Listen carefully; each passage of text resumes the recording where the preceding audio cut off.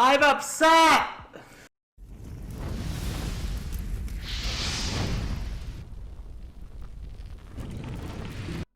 Welcome to my Platinum Trophy journey, where we go through the game at hand to complete every single trophy, or side objective if you will, to get the Platinum Trophy on the PlayStation 4.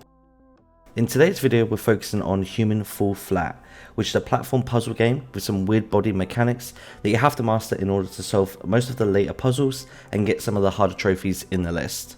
Phase 1 will be going through the first 5 levels of the game, which is Mansion, Train, Carry, Mountain and Demolition. By the end of this, your trophy percentage is going to look pretty tasty with the amount of trophies you'll get at the start of the game. Phase 2 we have Castle, Water and Power Plants. Toward the end of this phase we're nearing the end of the game already, so expect the puzzles to be a bit more problematic. And finally Phase 3, which we have the last 2 missions and then a quick speed run through the start of the game to the end in one sitting. For those of you who don't know, I do stream on Twitch every Monday, Wednesday and Friday from 6:30 PM EST. My links of course are below, so come give us a watch.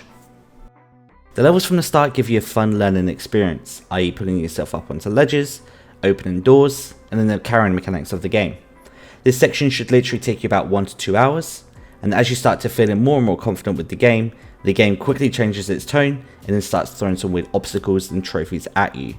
In the level Carry, as you can see here, I actually needed 2 controllers to get the stacking trophy, and that's because it would lock you out of the doors otherwise. So here is where the fun really begins in the Phase 2 period.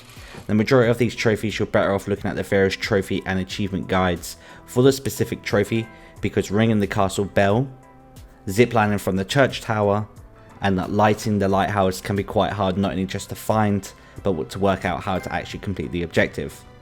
In Water for example, you'll be back here at least 2 times with having to end the level head first, and then feet first.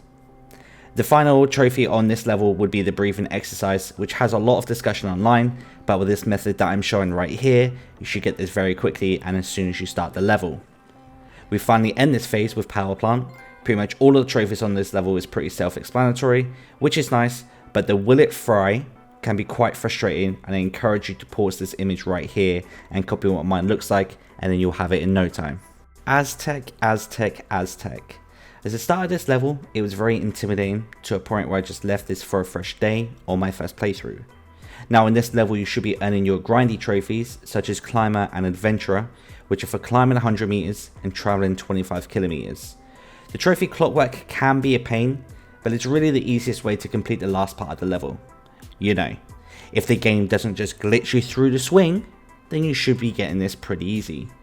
Now rolling is a different beast, as dealing with the ball and its many bounces, you'll really have to learn when to jump at the right time as it bounces down the blocks.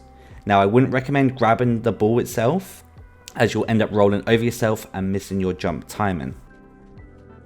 Now Aztec is all done, you've seen all the puzzles and you're feeling pretty good with the controls. Time to pick a 2-hour block in your day and run through the game in one sitting.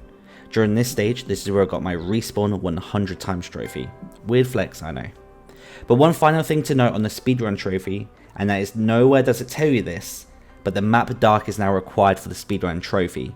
And the speedrun trophy is to complete every single level from start to finish in one sitting. But for some reason, it doesn't require the 2 newer DLC trophies.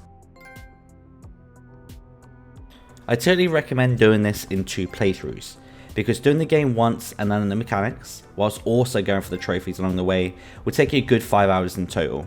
Then for the speedrun, it took me just under 2 hours to complete. For my Human Fall Flat trophy review, this game took me 7 hours to complete. 5 hours for my initial playthrough and 2 for my speed only trophy. The difficulty of the game, I gave it a 2 out of 10.